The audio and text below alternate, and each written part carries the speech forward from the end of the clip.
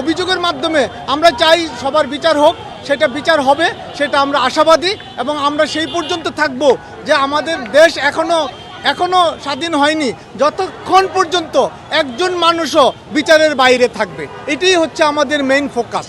Basically আমরা আজকে যে ব্যানারটা নিয়ে এখানে দাঁড়িয়েছি এটা হলো বাংলাদেশ 2-0 রানিং কমিউনিটি।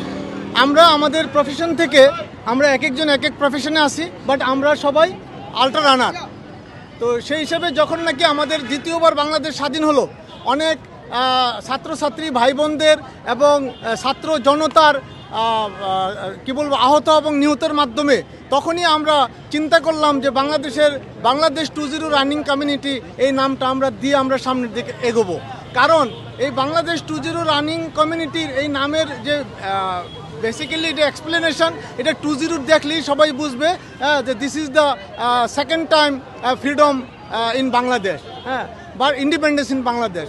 বাট আমাদের বেসিক্যালি ওই সময় থেকে আজকে পর্যন্ত যে 1 মাস হলো, সেই 1 মাসে আমরা যারা আমাদের ছাত্রছাত্রী ছিল, যারা আমাদের সন্তানরা প্রাণ দিয়েছে, তাদের সাথে যে আমরা আসি এবং সারা জীবন থাকবো, হ্যাঁ,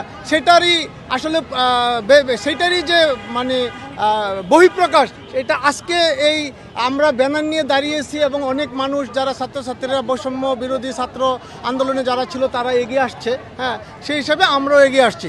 আমরা চাই যে ভবিষ্যতের বাংলাদেশ কিন্তু আমরা যা চেয়েছিলাম সেটার থেকে এখনও আমরা মুক্ত হইতে পারি নাই।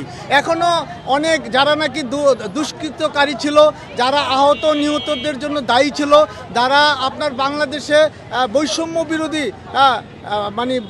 বৈষম্য বিরোধী কাজ করেছে, তারা কিন্তু অনেকেই দেশ ছেড়ে পালিয়েছে, অনেকে আবার দেশে আছে।